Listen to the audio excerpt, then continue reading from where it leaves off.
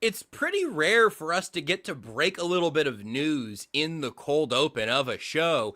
And Seth, I don't know if you have seen this or not yet. So if you haven't, boy, I'm hopeful to get your honest reaction.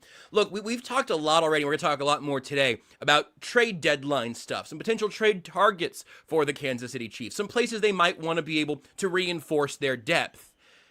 Well, when I saw just a few minutes before this show began that the Jets have waived offensive tackle Issa Pole, I suddenly believed that maybe the Super Bowl was back on the menu. I had given up hope since roster cutdown day. But now, Seth, the prodigal son, Issa Pole could return to the Kansas City Chiefs and be the offensive tackle of the future he was always meant to be? How do you feel other than incredibly out of the loop if you weren't listening to this show and talking about the Chiefs during training camp? I would feel incredibly out of the loop if I wasn't listening to this show and talking about the Chiefs during training camp. But you know what? Great news. Bring him back. He played really well in preseason. And boy, does it feel good to be able to say, even with the Chiefs starting left tackle currently taking care of some family stuff, it's like, yeah, that's nice. We don't need him right now. That's a good feeling to say. I was actually thinking he might be able to play defensive tackle. Oh,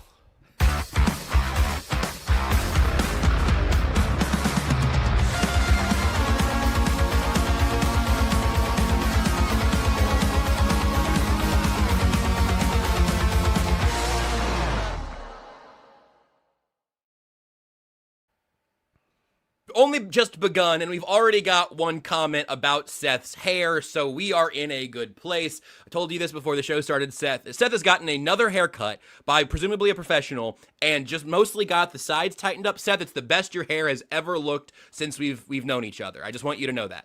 you know what? It's incredible what losing 35 pounds does for your hair and your face. What's incredible, someone asked during last week's show, it's like, how are you down that much weight and you still have a round face? I had a lot of weight to lose, people. And so someone asked it that way? Yeah, you know, that's fun. It's fine. I'm still a little more jowly than I'd like to be, so we'll work on that. One of these days when puberty hits and the facial hair comes, I'm going to look tremendous. But thank you. I feel good about the haircut. I'm still getting used to cutting my hair more frequently. Yeah. I'm not, if you haven't noticed. Yeah. You're taking all of my haircuts right now. Yes. And so we're the midlife crisis is just on track. It's on schedule. I've got the hair down. I've lost some weight. I got to lose more weight, I think. And I'm trying to think of like the next thing to do that's like a midlife crisis, but like a me version. And I think what I'm on right now is I really think that I can read the book of James every day this year. I'm not sure if I'm midlife crisising correctly there. No, but I was gonna try to see if we maybe get you a tattoo when you're in town next. Like, I'll go get a tattoo with you. We can get, I don't know what Nate would need to have happen for that, but like I would get the word weird in our little football font. Like I would get that with you guys in a heartbeat. I have to think Tucker would come in on that. I have to believe he'd be in. We can get a group discount. I'll get a Groupon. No, I will not get us a Groupon, but I do know where I would take us. So just keep that in mind. If you want to go get a tattoo at some point, Jazz would probably sign off on that, to be perfectly honest. Okay. Jazz is not against tattoos. I do. My grandmother's Japanese, and so there's a lot of cultural. That means you have so much cool stuff you can draw on in terms of Japanese tattoo history. Right. And I understand what you're totally. I hear it. I'm aware of it. But you also do have, and I hadn't even thought about that one of the coolest tattoo traditions is in your bloodline. It is. Oh! It is. And I just want to say, by the way, I'm sorry, and because this will be so niche to so many people, Ben Wilkins says that's a good book to choose, as in James. Screw you, Martin Luther. That is some awesome Protestant humor right there, and I am just, that's just amazing. So no, we'll circle back because I know Jazz has long wanted a tattoo, and I don't think she would say no to me getting a tattoo. But yeah, that would be a really good step. Any suggestions in the midlife crisis department that people have that are me appropriate? Yeah. I would love to hear them. Like, my version of midlife crisis, like, I think I'll travel more. So I'm pretty good, basic. though. That's good. That's okay. I don't know if you can hear. You could be like my actually younger neighbor who has the loudest car I've ever heard in real life. Nice guy, loud car, very loud. So I hope that is not permeating the barriers of this podcast currently. Let's get some midlife crisis ideas for Seth. I'll keep my ear to the ground on the tattoo front. Seth, I just can't tell you how much I want that to happen. I barely care about doing this podcast right now. I want to figure out what tattoo you and Jazz want to get so badly. I'll just chaperone if I have to. I would truly love that. Also, just a Chekhov's gun that I'll go ahead and plant here now. Right before the show started, my office chair lost what seems like a relatively load-bearing screw. So if at any point I just lean back and hit the deck here, you guys are all gonna know why, and that's awesome. So hopefully something hilarious will happen during today's show. But we have actual news and still an extra day than usual before Monday Night Football. Chiefs Commanders. I've got a whole long... Nate Taylor, obviously, not with us right now. Probably not going to have him in today's show. Yeah, he said actually, like Trey Smith, he was experiencing some lower back spasms because he was sick of carrying this podcast, was his exact quote. So we're going to get him a little load management and see what we can do there. But I do have what I believe to be all the major takeaways from Chiefs pressers today on the injury and the Josh Simmons front. I think we got kind of our closest to a real update from Andy Reid. A few more words in there that I hope ends up being reassuring, perhaps, for people who understandably, we're not knowing what's going on. You fill in the blanks, maybe more than we should. So let's start with Josh Simmons. Andy Reid said today, quote, "There's communication. I'm not going to get into all of it. Everything's positive. It's not a negative situation. So he's taking care of family." Later, he said it's been positive. He didn't clarify if the timeline had changed there. He said that Simmons has been, quote, "very good about communicating it." That's what Andy Reid said. I got nothing new. I'll eat my hat if Seth has reported something there from Minnesota that we weren't aware of. So we don't need to spend any extra time on it, Seth, but that is the actual update there. And if you're curious, you can go watch the pressers. I think Nick Jacobs tweeted out a clip that had both of Andy Reid's initial statement and then the answer in that follow-up, if you want to hear it from him himself. But nice to get a little bit of an update there. That's more than we had heard. Nice to hear Reid say communication's been good, that it's in a positive place. Again, not a negative situation, whatever that means. Glad to hear it. That's the Josh Simmons update for today. Yeah, I don't have a ton to add to that other than to just say, I think it helps narrow certain kinds of speculation. Yeah. And that's good. It's good of the team to do that. It does make me wonder how much they knew before the last week or so. For sure. But the fact that he's communicating, we were 2 weeks from me being are we just going to is he going to be that mythical person who appeared in your life for a month and then was just gone? The coolest person you've ever known, you knew for 6 weeks and then they just disappeared. I know a couple of those people, yeah. Yeah. And so Nate Taylor.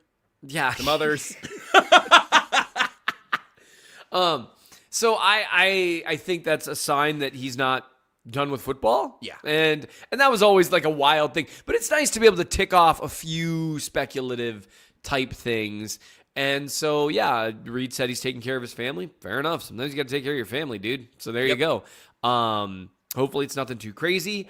If you're the positive vibes type, send positive vibes. You're the praying type, send some prayers, It can't, to quote my good friend Noble from law school, who's this really avowed atheist, and then, of course, I'm who I am, so we would always debate, and it was always fun. And I would always tell him every time I was leaving, I was like, man, I'm going to pray for you. And he's like, it can't possibly hurt. And I was like, that's true. That's very funny. That's really good. I like that a lot, actually. There's the Simmons update, and then the expected injury updates, plus a little bit of a surprise one here. 3 players to know. So actually, we didn't know about Kareem Hunt, but I just sort of assumed that he's been dealing with a bone bruise on his knee for basically the last year and a half, just the way that he plays football, the position he plays. But Andy Reid said Kareem Hunt is dealing with a bone bruise on his knee. He said he's gonna be okay, but they're backing off today. I wouldn't be surprised if Andy's saying gonna be okay there means his season is in no sort of doubt. If he didn't play against Washington, Elijah Mitchell would be the next man up. So obviously I think they want him to play on Monday night. He has the extra day, but not serious. It also doesn't sound terribly serious with Trey Smith. Andy Reid said low back spasms, and then again, quote, "it's getting better." So that one, I don't know. He got a question about Mike Caliendo. He said that everyone kind of views him as a starter. Back issues are scary. You never had a bad back. This also isn't, at least right now, a surgical thing. Again, they're calling it spasms. that does feel like kind of just what you have to call back stuff until you figure it out, I guess, though. So before we get to Jalen Watson, any thoughts there on the Kareem Hunt, Trey Smith updates? Both matter a great deal. I like Mike Caliendo in terms of having a less serious role in terms of what he was asked to do last year. That was pretty tough. But, he showed off. He got into space on some screens. He overall wasn't a huge weakness. But you do know he's a guy that can be kind of targeted by certain types of players. So, long term, that can be problematic. He's not going to be a pile driver the way that Smith is in the run game. So that it messes with the run game a little bit if he can't go, because right now the Chiefs really can duo or inside zone or combo block you to death from either side. With Caliendo and Humphrey, that's not quite as much. Although he's playing with a little more solid base, I noticed. He looks like he's a little bit stronger this year. He also, on one of Brashard Smith's screens, Jalen Moore didn't get quite as far out in space as Simmons would have. And Caliendo got to the right spot, but he let the defender kind of dip around him to shoestring tackle Smith. That was when we had like 17 yards. Had Caliendo stuck that, or if that were Trey Smith, that's probably a house call. Yeah. So like those little things matter, and so that's obviously the most important of those things. Jalen Watson matters a great deal, although, maybe I don't know if they've got any other veteran corners. So we're going to talk about that, guys. Let me give the Jalen Watson update here real quick in case people haven't seen it. He was a limited participant, also with a back designation. Matt Derrick tweeted that he said, "I'm told that Watson's back injury was an existing issue entering practice today, not a new injury. He left practice for treatment on his back as planned per source. Still worth monitoring, but not considered a major concern." Yeah, and I like the fact that it's they're just monitoring it. You can count on Watson. He's in a contract year. That guy's going to try to play as much as humanly possible because he has had some injuries here and there. Mm-hmm. And he is a competent corner. And, he stands to, if he closes the year really strong, you're talking $10 million a year. If he doesn't close the year strong, but closes it even just well, you can make a lot of money as a competent corner in the NFL. So I'm assuming he'll want to play. I will say with Kareem Hunt, he's one of the most effective short yardage backs in the league. Mm-hmm. Pacheco doesn't do it nearly as well as he does. I actually think on short yardage type stuff, I'd probably prefer Brashard Smith, even though Smith is smaller. Yeah. Because Pacheco just doesn't roll off contact well. That's just not something he does. He runs hard, but he's not bendy, he's not flexible, he doesn't roll through contact kind of like water, and he's not like a 230-pound powerhouse either to like drive it forward. So that'll be something worth keeping an eye on, because Hunt has been pretty much automatic on 3rd or 4th and 1, and that's a big deal. And we've seen enough of having issues on 3rd and 4th and 1 to know what a big deal that is. So it's worth keeping an eye on. Do I think they need any of those three, let alone all of them, to beat the Commanders without Jaden Daniels, and now that they've lost their best pass rusher? No. Provided they don't, kick themselves in the head repeatedly like they did against the Jags. Which is still on the table, I suppose, because we didn't see that happen just this year. But obviously, Rashee Rice is back, and some things have gone a little bit better since that Jags game. That's the other side on the Washington front. Jaden Daniels already out for this game. Marcus Mariota will start. And that's fine. He's never done any weird kind of voodoo nonsense against the Kansas City Chiefs that we will all remember for the rest of our lives. Certainly not multiple things. So today, just also as a point of reference, Zach Ertz, Jonathan Jones, Von Miller, Deron Payne, Laramie Tunsil were all off today for rest. This is, I think Andy Reid today called them a veteran football team, which is funny because their quarterback is very young, not Mariota, but Jaden Daniels, which I think was an interesting way of structuring for your quarterback's rookie window of he's cheap and try to bring in the talent we can in the meantime and all of that. But again, Jaden Daniels is out. Terry McLaurin and Deebo Samuel were both full participants today. McLaurin hasn't played in a month. Deebo missed last week, but he's been dealing with his heel thing for a while there. So I think that's the injury update of the guys who are kind of up in the air right now. We'll have more time as Monday rolls around. I don't know if any of those veterans will miss more time, but rest day today, so Washington's in load management territory. We'll talk more about, as I've called it, Mariota Night Football later on here, but a lot of bookkeeping on the front end. It's a Thursday that is a Chiefs Wednesday, and we've already got plenty of moving parts there. So Unless there's anything else you want to say, Seth, I feel like now we take a break and we can come back with the fun stuff that I know you've been raring to talk about because you wrote about it today. I read about it today, and I think everybody is going to enjoy it very much. So let's go ahead and do that then. We'll take our time out. We're going to come back, and we're going to talk about one of Patrick Mahomes' subtle superpowers. Chiefs Kingdom, I have got a question for you. What is your favorite touchdown?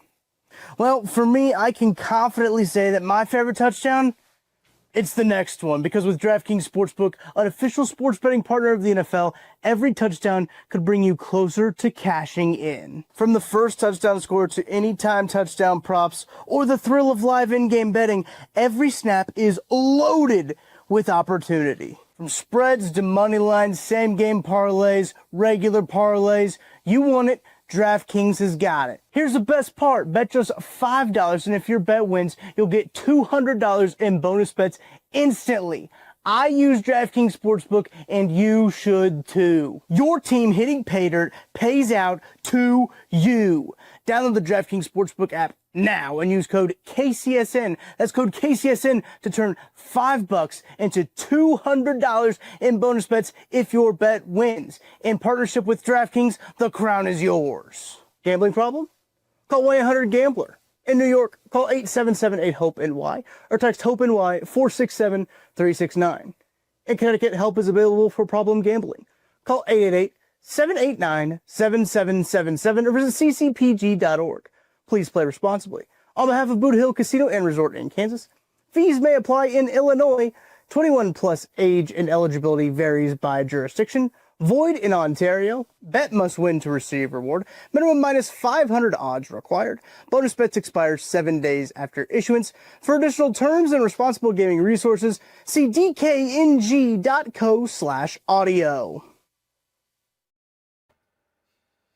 Before we get to all of Seth's wonderful goodness, a sentence I'll never say again if I can prevent it, I want to tell all Chiefs fans about some unbelievable goodness that you can be a part of, because you could be on the field at the 50 inside GEHA Field at Arrowhead Stadium for the official coin toss at a Chiefs home game this season. That's right. Visit Chiefs.com/GEHA now.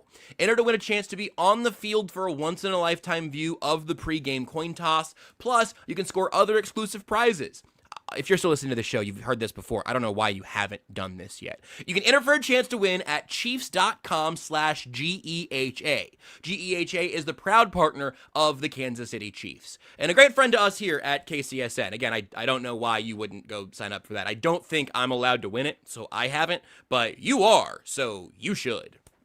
Okay, Seth, I guess you could probably sign up. I don't know. You maybe go hit the URL while you're at it. But let's talk about a guy who will likely be there at the coin toss, or at least looking on to it. Let's talk about Patrick Mahomes, something that we have built this show, if not this friendship, on. Patrick Mahomes is somehow consistently misevaluated or misunderstood, mischaracterized, perhaps, in various corners of the NFL world. I think it kind of changes from week to week, month to month, year to year. He's an Andy Reid merchant. He's a deep shot merchant. He's a dink and dunk merchant. He's PFF grading out lower than Geno Smith in this game that ended 31-0 with Gardner Minshew playing by choice for one of the teams. I find that to be a relatively common thread. I think because we get tired of crowning the same guy over and over again. I know that's part of the fatigue of it all, but I didn't really see this one coming the way that it has evolved. You've written about it in the Chief of the North newsletter, mnchiefsfan.substack.com. You can sign up for $12 a year at bit.ly/SethReallyHatesMoney. And I really like where you took this one here. What set you off? What lit the fuse here? And then what did you see Mahomes doing against the Raiders that brought it all together? I just want to make clear to people that this is not about PFF, because PFF doesn't just use like next gen stats and stuff. They take into account the how a play happens. So I'm not in this to wade into the PFF discourse. I've had at least a couple of really in-depth conversations with people who helped formulate PFF's grading system. Mm-hmm. And I know quite a bit about why they don't view Mahomes quite the same way. And so, their explanation for it in some ways makes sense. It's not what I necessarily agree with, but there's a rationale, okay? And some of it is, oh, well, you could have done it this way, but the way you did it was a harder way, so you still did it, but it doesn't really count for style points. That's kind of how they view certain things. I personally think that PFF's grading system and charting system and how what they value and don't value in quarterback play is very influenced by the fact that, in the late like 2008 through 2013, whatever, when they're coming up with all this, the best quarterbacks in the league were guys like Peyton Manning and Tom Brady and that sort of thing. And so there's certain things that's going to cause you to value in quarterback play, right? Whereas now, the best quarterbacks in the league are Patrick Mahomes, Josh Allen, and Lamar Jackson, and Joe Burrow, and Justin Herbert in some order, right? And there's Dak Prescott's Daniel Jones, Daniel Jones. There's lots, but the way a great, the big three for years, I think everyone's kind of agreed is Mahomes, Allen, and Jackson. Daniel Jones. And then depending on how you feel about Burrow, the way they succeed is different, and that's going to lead you to value certain things. So I'm going on a little too long of a diatribe here with like the PFF stuff. Just keep in mind, I think it'll drive you less crazy, the PFF grading stuff, if you stop viewing it as like this institution giving this grade and just view it as a person. One person is charting Mahomes, and they have a rubric that they use that values certain things at X, certain things at Y, and certain things at Z. And there are subjective, even with good reasons, there are subjective reasons those valuations are placed. And that's okay. PFF values, they really value in a negative way turnover-worthy plays. That makes sense. They really value certain types of throws into tight windows, which makes sense. I don't know if they really account for what the quarterback does to create those windows, and that's what we're going to talk about with Mahomes. Or, and they often, because they have an idea of what each play should look like, I think there's a little bit of inflexibility there. And that's okay. But it's just, it's a person charting, doing the work, the legwork's being done. So it's more valuable than nothing. It's more valuable. Like if I were to watch a quarterback play a game, I just watched the broadcast, had some conclusions. The grade of that guy from PFF, I think, would probably be more valuable than my opinion if I didn't go look at the All-22 and chart. It's just they value certain things a certain way. And can I make my one PFF interjection here? I want to hear it. As a longtime nerd and analytics guy, I really do like having more ways to understand the game. I think finding more ways to do that is a good thing. I do also find myself pretty moved by the argument of, if your system values things that shows that Patrick Mahomes is the 13th best quarterback in football, you need to reevaluate some part of your system there. Mm-hmm. I do find that quite convincing. That like I think your layout of how they started and what they value is so interesting and so worthwhile. It would go a ways for me, I think, for them to be able to, and they don't really, the transparency of it's kind of the opacity of it is kind of in part the point, I guess. But if you went, you know what? We're gonna reevaluate this formula because the results don't match what we're seeing, and I find that convincing. Even though I do think that at least for a long time they've been a net positive in the space.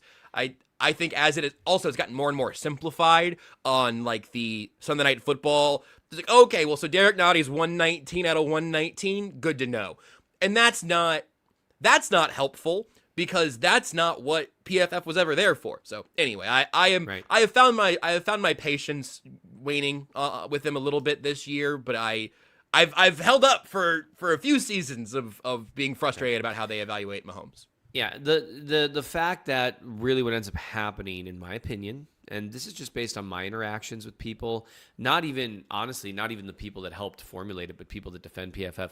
What I don't really like is people kind of talk out of both sides of their mouth doing it, in that they will reference someone's PFF rank as some sort of objective thing, but when you start to really argue about the nitty-gritty, they're like, well, I mean, it's not like this precise thing. It's like, no, it either is or it isn't. So don't try to utilize it as an objective standard on one side of your mouth, and then the other side of your mouth say, well, it's not meant to be an objective standard. It's like, no, then don't treat it like that. So that bothers me, because talking out of both sides of your mouth is the thing I struggle with. So, we're usually bothered by the things that we struggle with.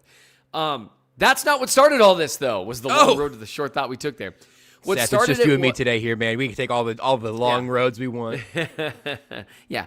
Well, anyway, So the thing that got me started on it was seeing people reference how open Patrick Mahomes' receivers are.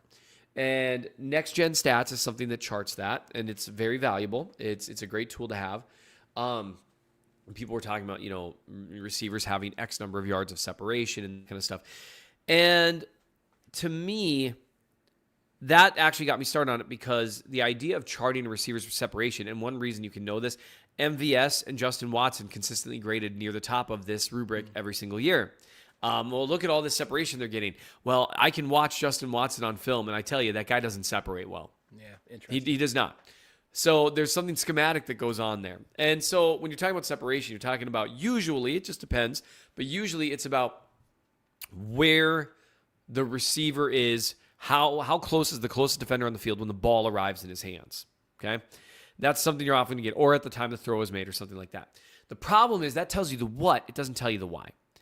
And because Patrick Mahomes is the best in the NFL at a specific thing, in terms of creating passing lanes or creating separation for his receivers, that's something I think can get lost in the woodwork in a stat that is otherwise very useful, like, separation yards for receiver. So that's what I wrote about today, is that what Mahomes is better at than any quarterback I've ever seen is creating windows that weren't previously there.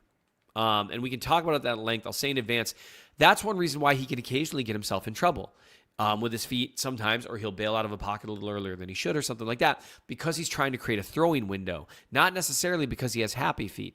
And because it giveth so much, I'm okay with it taketh away occasionally. Right. But this is what I mean by that. And the Travis Kelce, and you should really check it out, like Josh said in the Chief North newsletter. Even if you just look at the introduction part, you're going to see the play that I'm talking about. It'll make a lot of this make sense. So the Chiefs line up, it's 1st and 20, okay? And the Raiders are playing a variant of cover 2, so they've got a zone defense look that the Chiefs are able to get an indicator of by putting Worthy in motion back and forth, which they love to do. And what the Chiefs are trying to do is chunk yardage because it's 1st and 20, right? And what the Raiders are trying to do is prevent the most you want to allow is like a 6 or 7 yard gain. But a 6 or 7 yard gain you don't care that much about because now it's 2nd and 14 and you're still way ahead of the sticks. So the Raiders back off in coverage. They've got 2 safeties deep. They're playing a zone. And the Chiefs have multiple receivers to the right side of the field, which is something Reed loves to do against zone concepts, especially after a motion. You're trying to flood one side of the field, right? Noah Gray goes shallow. Xavier Worthy goes into the flat. And then Hollywood Brown out of the slot on the right side is running a post down the field. A post is a great route against cover 2 because you're trying to take advantage of that middle field being open. Remember, 2 safeties deep is middle field open because there's no one there. 1 safety deep is middle field closed. A post against middle field closed is not necessarily great because you're running right where the guy is. Against 2 safeties, you are running away from where that safety naturally is, and you're forcing the safety on the other side of the field to try to come your way, right? So that safety has to carry in order for that to be covered. And so what you see Mahomes do when he's dropping back is he's watching that safety on the other side of the field from Brown, and he sees that safety is getting depth. Okay, so that guy's going to follow him. Brown's not an option. He's going to be bracketed. But you know what Brown's route does, running from the slot on the right side of the formation, is he's carrying that deep safety away, which means Travis Kelce coming from left to right is on a crosser and is going to run right towards that vacated space. And so what a team has to do when they're playing any version of zone in this situation is you've got to communicate and you've got to pick him up as he comes, and the Raiders linebacker does a great job. And so he's carrying Kelce on that crosser. No one else is remotely open except Noah Gray, who's open basically at the line of scrimmage and with like 4 defenders near him, and they want that throw.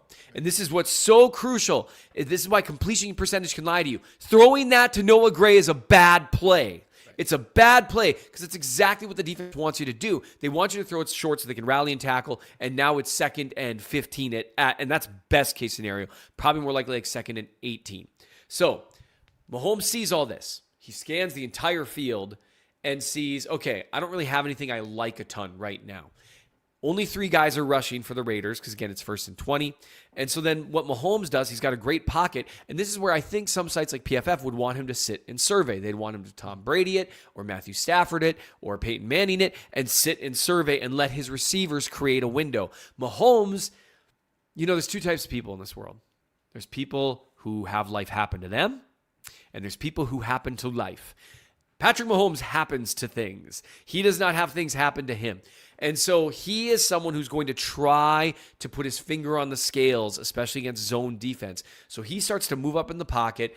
And maybe it was Orlovsky. I don't remember who said this once, but I thought it was a great way of saying it. Mahomes scrambles to throw. He's running to throw still until he can't.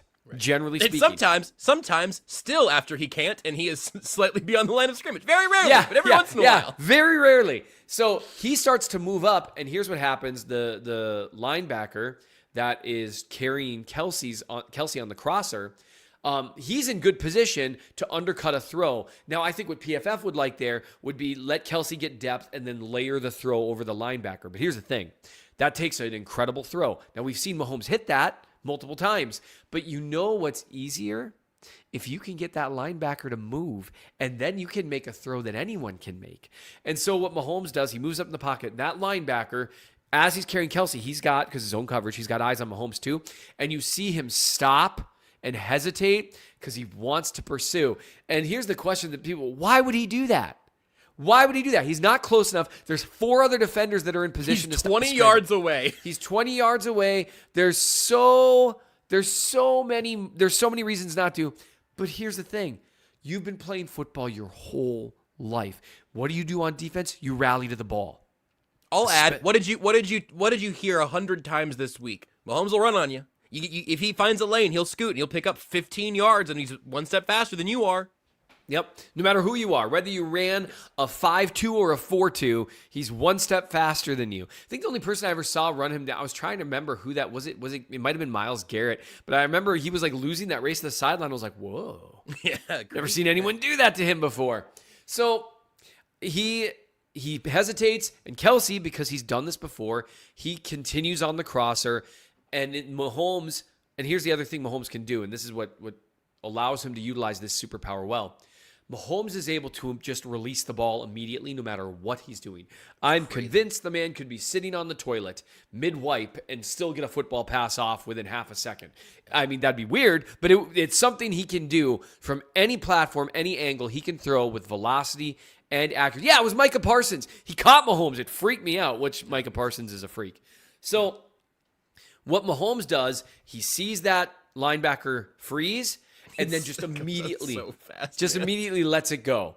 And the linebacker, it's so funny because you see on the video, he's like trying to turn his body to run back upfield, but his whole momentum's the wrong way. And you just know he's like, no! Like you just know he knew that he got. And so the ball gets way down the field to Kelsey, but by the time the ball gets there, there's no one within 5 yards of him. Yep. And plays like that, that's what I would chart as created yardage, because Mahomes took a window that wasn't there and then created it. And that, to me, is more impressive than hitting a franchise throw and layering it over the top of the linebacker, which is also an incredible play, by the way. But that's something that makes him so unique, and he's able to do that because he has a combination of arm talent, flexibility, quick release, scramble ability, that's 2 words now. Scramble ability, not scramble ability. Well, the ability to scramble and field vision. Other guys have as good a field vision as Patrick Mahomes. Other guys can scramble as well as Mahomes. Other guys have as much arm talent as Mahomes. Other guys might be as flexible as Mahomes. That one's tough. He seems like the bendiest quarterback I've ever seen. But maybe he might not even be number 1 in any one of those traits, but he's in the top 3 in every single one of them, and no one else is like that. And that's where Mahomes has this subtle superpower. I love that framing of it. Shout out to Tucker, who's awesome. Or was that you? Shout out to Seth, who doesn't read our group text. No, it's fine, man. Shout out to Tucker. No, it's fine. Shout out to Tucker. Keep going. I thought that as I was saying it. I'm sorry, Josh. I really value you. You're very creative. You can think of things that I never can. You're the quickest guy I know. I love when you say things like that right after you've terribly offended me. I know. It's the only time I'm comfortable showing love. So the thing with Mahomes, he creates these windows. And he did it like to Juju Smith-Schuster when he was rolling right against the Lions. He also saved Juju's life here. Rewatching that clip again, where the safety gets just a step or two too far to his left, rewatching a play where I know Juju didn't die. Rewatching it, I got scared. I was like, oh no, he's gonna. Yeah. And no, it's fine. It was just scooted right by him. I don't know how he put that where he put that. And the fact is, had he not drawn the safety a step or two the other direction, that could have been a pick six. Like, he just does things like this. And that's something that I think flies under the radar about Mahomes, is he's got the ability to create open looks where other guys just can't. Other quarterbacks just can't, even great ones. And you'll see, like, Lamar Jackson does this sometimes. That's one reason why it's so hard to play zone defense against Lamar, and you really can't play man because he's too good a scrambler. But he's going to draw those eyes up and then just, boop, right over your head. He does it. Josh Allen does it. There are some quarterbacks that do it sometimes, but no one does it with the same frequency or efficacy as Patrick Mahomes. I think he's always going to have something about his game that is underappreciated, because if you appreciate all parts of his game as much as you should, it sounds like hyperbole. It is hard to be taken seriously when you go, well, yeah, no, actually, Patrick Mahomes pre-snap is just as good as he is post-snap. Well, that can't be right? Like, no. I think that's my angle, is that properly evaluating Mahomes makes you sound like you've lost your mind because you're hallucinating an unfathomable quarterback. Yeah, it reminds me of there's a great scene in the Netflix iteration of Daredevil where Kingpin meets the Punisher. And it's after a scene where he tried to set him up to have him killed. And, of course, because, Frank Castle is psycho and John Bernathal's an unbelievable Punisher. But whatever. He, kills 10 dudes at once. And the Kingpin meets him and he goes, Mr. Castle, I assumed the stories about you were apocryphal. How could one man be capable of such violence? And, I can't deliver it the way that actor can because he's incredible. But that's what it is with Mahomes. It sounds apocryphal. It sounds I had a guy, say, well, you're just being a Chiefs homer. It's like, no, that's the problem. When you describe what Mahomes does, you just sound like a homer. It's kind of like, it's like how Jazz feels when she's telling people about me. Seems like a good time to take a break. Let's go ahead and do that. We'll come back. We'll talk about the trade deadline inching up and Mariota Night Football. My name is Terrell Jolly. A lot of people call me TJ, founder and CEO of Integrity Capital Management. So Integrity Capital Management originally started out as a property management firm, but we slowly transitioned to what is described as an incremental development firm that's focused on situational housing. I know most people say affordable, but we believe in creating housing for people that are actually in need and built to the end user. I believe everyone needs a home, because when you have home, you have hope. The reality is that when you're building a business, one thing you don't think about is what a true banking relationship means. And, I had the honor and privilege of meeting Debbie early on in my career when I was just trying to get going. And as a small business, it's really challenging at times because people don't understand the concept or not believe the longevity because you're just getting started. But Debbie was willing to take a chance on me, be patient with me.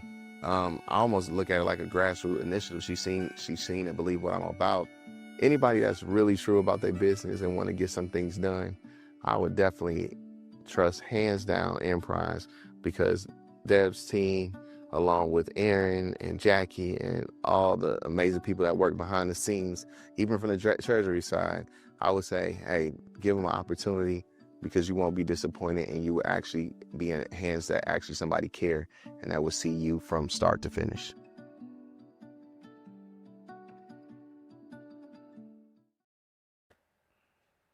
Before I throw some names at you here, Seth, first thing on the pre-trade deadline talk here, I think there's probably 3 pretty clear-cut position groups of defensive tackle, maybe defensive end, running back, that a lot of people have either been talking about or wondering if the Chiefs could get some reinforcements. First of all, are those the right 3? And then do you have a ranking of those in mind of this is number 1 with a bullet, or this one's actually closer than you'd think? I think those are the 3, and I would go in order because there's an argument to be made for any of those positions. Mm-hmm.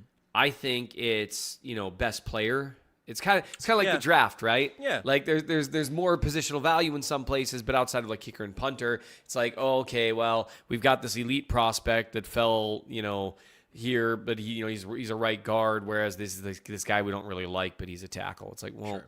okay, you want to do something that'll actually move the needle. I think for me, especially with Omar Norman Lott being out now, I think it's defensive tackle.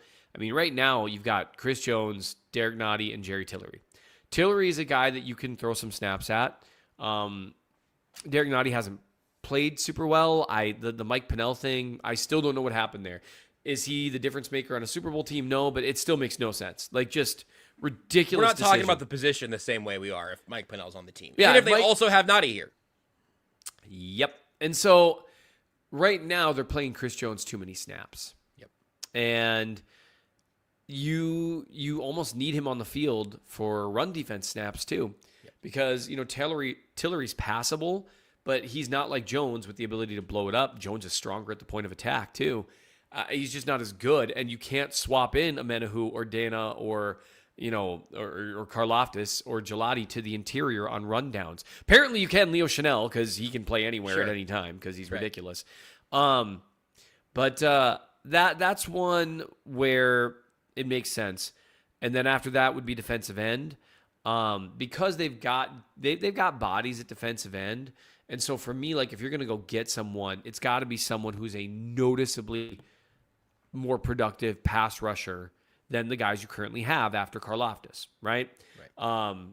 So fair enough. I think Phillips out of Miami is one that gets floated all the time. I've got some names to float. Don't okay. even worry about floating names. All right. I got names too. And so I'm a balloon factory over here. And so that, to me, it's defensive tackle, then defensive end, then running back. But like, let's say there's just no really decent guys at tackle or end available, but like Breece Hall is available, or like a genuine needle moving running back, then I think you go running back and you just say, look, we're scoring 35 a game the rest of the way out, and we're going to count on Spags with situational matchups in the playoffs to be able to buy us enough snaps for guys that can help Jones.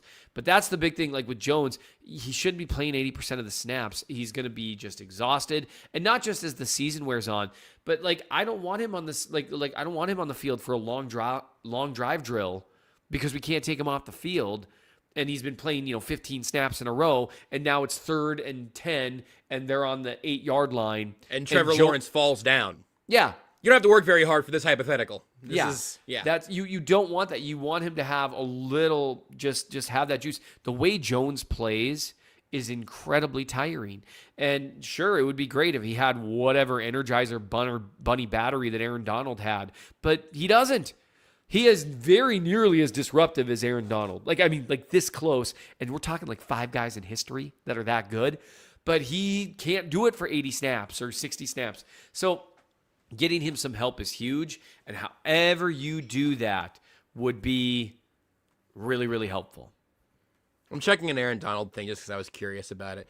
Aaron Donald retired at 32 after his age 32 season, when Chris Jones is 31 right now. So, Donald kept that into his 30s. I was just curious there.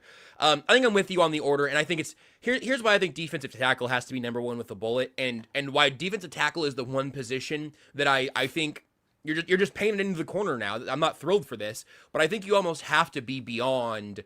If there's a good option, we'll take it. I think a defensive tackle, you need a body, unless you really believe in Marlon Tuipulotu, who was here for some of last year, and he did not get the call up. They didn't let Mike Pennell walk to call up Marlon Tuipulotu. They let Mike Pennell walk and traded for Derek Nottie, right? So I can't imagine they love him.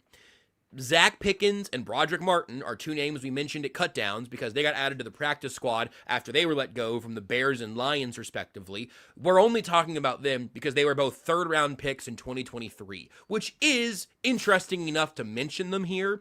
Maybe that's I don't even want to say it's a Joe Cullen project. Joe Cullen's not working on developing the practice squad right now. Joe Cullen's working on Washington.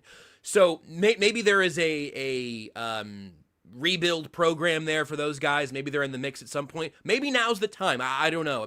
Maybe the Veach loved them out of the draft, or one of them out of the draft at least.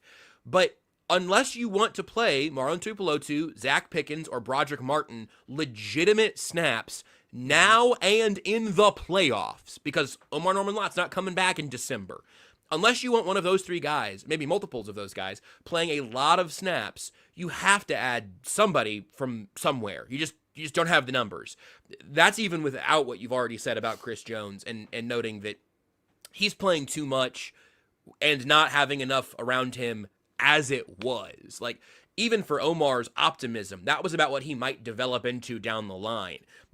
We talked about the defensive tackle room week 1 through 5, I think, probably, like pretty critically. So all that to say, I think that's got to be the number one of those. We're on the same page on that. So let me throw some names at you and get your kind of different levels of interest or excitement. And I'm going to start with the most obvious one. I think we mentioned him on Tuesday. Colin Saunders is out here tweeting about burnt ends and saying things like, quote, "Isn't it just fantastic when uninformed folks make bold claims and predictions that are extremely false?" He doesn't like the fact that he's played, I think, 1 game in Jacksonville this year. This is not where he wants his career to be. He went to New Orleans, made a little bit extra money, got traded before this season. Clearly, it's not what anybody wants it to be in Jacksonville. In terms of like, hey, set the floor, here's a guy that you can play snaps, I think he's probably that guy. Here's the thing.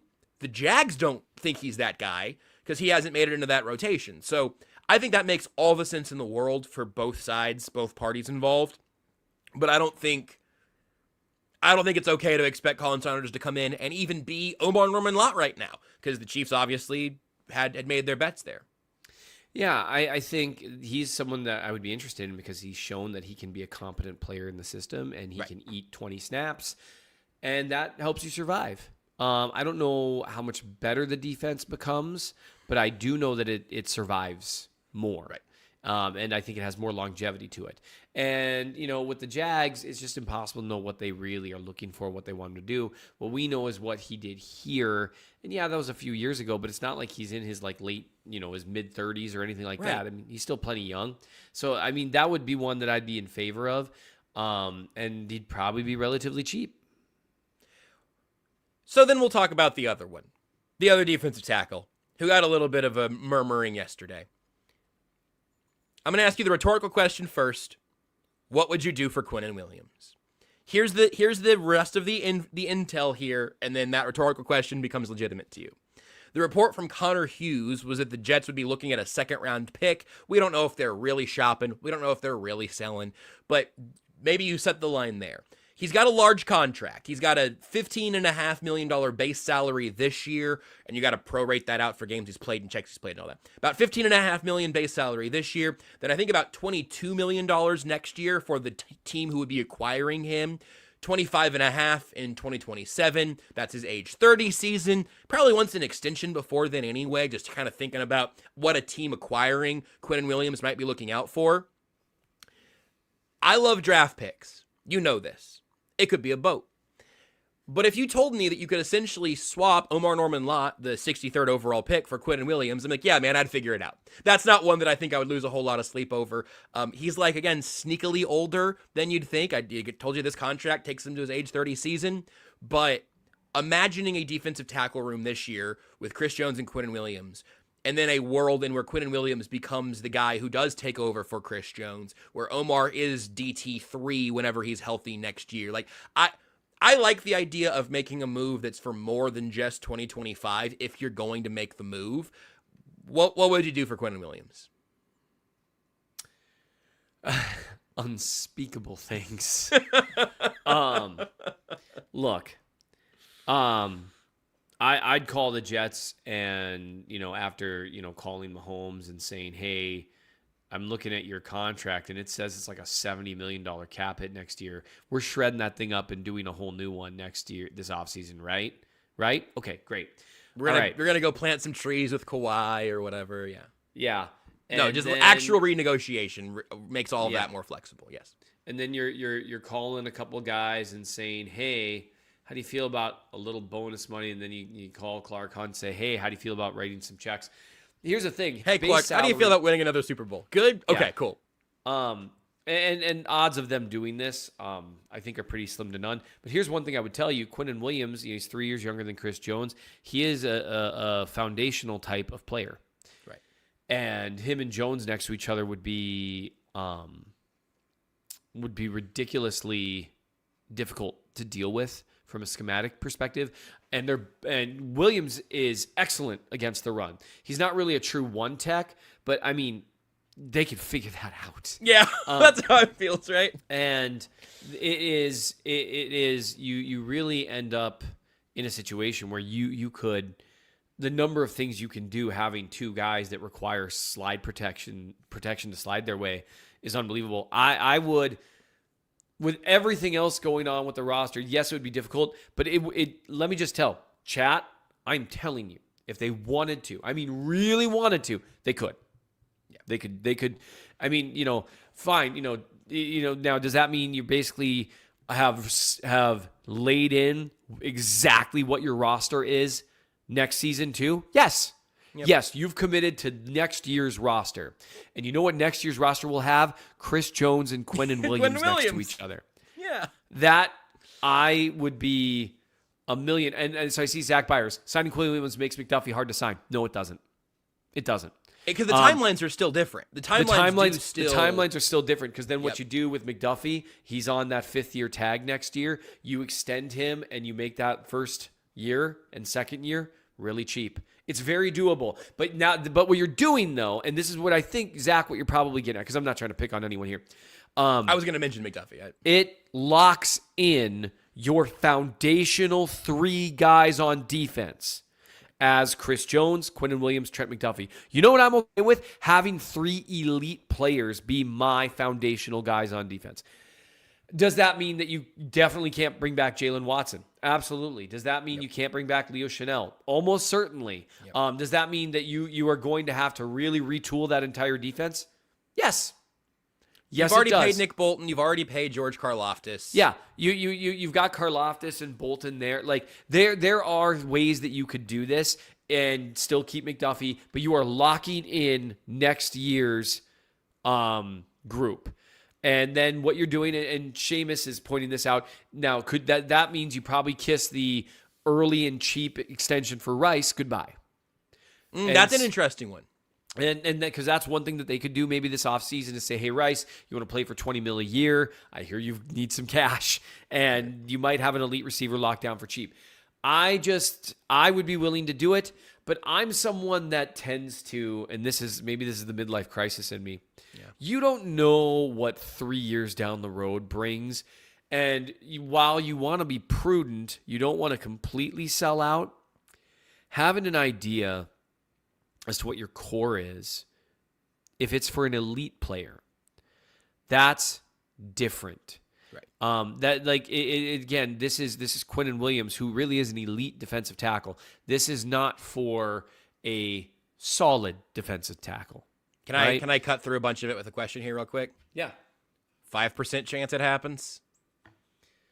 Yeah, probably 10, like that. Maybe 10. I was going to say 10, and 10 felt high. If that. I think Quinnen Williams, one thing that would be interesting about it would be, depending on how the Chiefs feel about how Jones is going to ride off into the sunset the next 2 years, putting him, I mean, he's a guy that you can legitimately put in and start to make the cornerstone while suddenly playing Chris Jones. Man, can you imagine Chris Jones 2 years from now playing 50% of the snaps, but playing them at the same level he's playing them right now? Yeah. I can, and I like that. I like imagining that. It makes you feel good. Yeah, you can absolutely do it.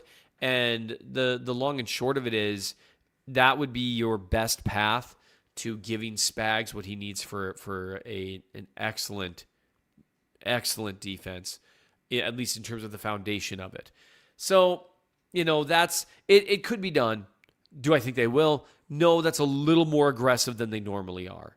But that honestly, of all the options, that would be the one that, I would rather trade a second for Quinnen Williams and have to do salary cap work than trade a fourth for some guy that might not move the needle at all. So let's talk about 2 edge players here who have kind of been in that mix. One of them, also with the Jets, Jermaine Johnson just tweeted yesterday the, not effing leaving gif, and so maybe it's dead. Apparently there was some meeting between him and the front office. They want him there. He wants to be here. So maybe Jermaine Johnson's not in the mix. I'll tell you what, if Woody Johnson says, hey, we're going to trade him, then I think they'll trade him. He's at the end of his rookie deal. Next year is a $13.5 million team option. And then Dolphins edge Jalen Phillips, 6'5", Feels like Spags could find a spot for him. He's on his team option this year. He's unrestricted next year, so the timelines on those are very different. Do those guys move the needle for you? Does that seem more feasible? It's also tough. I mean, I've already told you, I think I'd rather give up a little bit more for a multi-year player. I don't think you can say like, yeah, we're going to acquire Jalen Phillips and then give him an extension before he plays here or whatever. You have a little bit of space if you're going to chase down Jermaine Johnson. I remember liking him coming out of the draft. I don't know if that is any more feasible. I think Phillips has been a better pro. And for me, like Jermaine Johnson, I don't know how much better Jermaine Johnson is than some of their other options right now. Yep. I do think Phillips, at least based on what I know from people I respect, I haven't watched this film at all. I think Phillips would come in and be the third best pass rusher on the team. And maybe in terms of one-on-one and slightly quicker wins, might be your second best pass rusher at times. And that actually moves the needle. So Phillips would be my choice there. We'll see if anything obviously comes around. Breaking news, everyone. If the Chiefs trade for someone, we'll talk about him. We probably should. Then Breece Hall just makes sense. The Jets are a misery. I know they've also got injuries in the running back room, so maybe they won't do that. It seems like he wants out. For me, Breece Hall ends up being a question of what the Jets want in return. I do think that a defensive trade still is more likely than a running back one, although I do genuinely understand the argument of like, hey, this is just a group that if this group has a plus running back, it will actually impact the offense. And Breece Hall, I think, has shown enough of that at the pro level that I'd be interested. I'd want to have the phone call and know what the Jets were working with. Do you have a cost in mind that you'd be happy with? You know, because he's a running back, you want to be careful because you also got to sign an extension. So it would depend, during those conversations, if, the team is willing to allow you to talk to his agent about what he's looking for in an extension. If he's looking for something south of James Cook money, yeah, sure. Because Hall is good. But here's the deal. Like when you watch the Bills offense and you watch these offenses, a really good running back is more than just icing on the cake. When you have everything else in place, a really good running back just makes you a handful to deal with. And I think Hall would just feast in the Chiefs offense. But all that said, because of the nature of the position, because I'm maybe a little more bullish on Brashard Smith as a runner than some, I probably wouldn't be willing to do it for more than like a fifth or so. Yeah. And I'm someone who's not overly attached to draft picks. And so that's at least something that I would consider, though. And if they did it for a fourth and they signed him to an extension that's, generous but not crazy, I'd be pretty thrilled about that because I really think he's a terrific fit for what the Chiefs do. James Cook is 4 years, $46 million, with about $29 million of that guaranteed. And so it's a low cap hit early on, and then it's around a 13-ish million. So if you're thinking this is good point. This is Breece Hall's last year on his rookie deal here. So I don't know. That does make a very complicating factor. Where again, I certainly are willing to give up more for a solution than you are for a very short-term rental in any of these cases. I don't know. These are weird position groups and weird spots that we talked about a lot in the offseason, the preseason, during the season, and now here we are.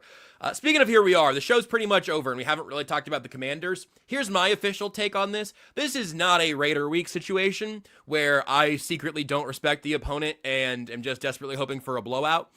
No Jaden Daniels is obviously a massive deal, but the Commanders seem to be largely a professional football team at this point. I know they've had some disappointing losses. They seemed coming into the season to me like a prime regression candidate just by the way things went last year. They have had that regression this season. I think that they're probably for me in a similar bucket as the Jags. As a team that you say like this team can be dangerous and can beat you in a few different ways, but probably shouldn't. And the Jags did. I'm picking that example very purposefully. This is not what I am expecting to be a completely low-stress Monday night showdown. Mariota instead of Daniels should make it a lot lower stress. Again, they're coming off these back-to-back losses to the Bears and the Cowboys. It's a rough spot for them. A loss here would make them 3-5 in a division with the Eagles and Cowboys looking pretty good ahead of them. This game is very, very important to Washington, and I do not think this is going to be a 30 offensive plays situation. But also, this is a game the Chiefs should absolutely win and hopefully control by and large. Where are you on the Commanders? I'm in the same place. They really should win, and they really should win very handily, especially with Daniels out. If Daniels were in, I'd say, yeah, they should definitely win. It might be pretty tight. They're the better team. The Commanders losing their best pass rusher is really tough. Them having Samuel and Scary Terry back, that's a big deal. Excellent players. And Mariota's a guy that can play at a pretty high level. He can make things happen with his legs. I just think this is a situation with the Commanders being down their quarterback. This is a game where, similar to the Raiders, if you go up 14 early and you don't just start shooting yourself in the foot constantly like the Chiefs did against the Jags, you should be able to run away with this one. This is one the Chiefs should win, and they should win by 2 scores. They should. Now, show us that the Jags game was the anomaly, right? Because since the Jags game, they'd won a couple in a row. They were starting to do some good things. Then the Jags game happened now 2 games in a row. They've looked wildly competent, and what the Lions did to the Bucs only makes them look more competent. So show us, nope, this is who we are now. We're done playing down to our opponent. We're gonna put the boot to the throat here. I didn't mention Dorrance Armstrong earlier because he wasn't on the injury report. Right. But he was placed on IR a few days ago, and yep, I think we're in lockstep there. So you and me and Nate Taylor will all come back to discuss a 27-24 football game, and by Tuesday's show, we'll discover who won it. But I wouldn't mind a little bit of action on Monday Night Football, but I would mind having a reason to bite my nails at any point. So. I think that more or less does it here, even though we have disrespected the NFC opponent in a primetime game, and that was because Seth and I, just the two of us, spent more than an hour on injuries, Patrick Mahomes, and trade wish casting that will not happen. So if you were looking for the in-depth Commanders breakdown, all I can do is apologize and point you in the direction of everything else that we'll do throughout the rest of the week, including everything else. That wasn't on purpose, but I'll take it. We'll have the show Friday and Monday here on the KCSN YouTube channel and wherever you get your podcast. Just search for Everything Else with Joshua Brisco. Having my name there probably helps because it is the title of the show. And we'll lead up to the game that way in the ways that we best know how. So with that being said, Seth, I hope you've had time to prepare something. The look on your eyes makes me think you haven't. But Seth, it's your job to get us out of here. Want to bet? I don't.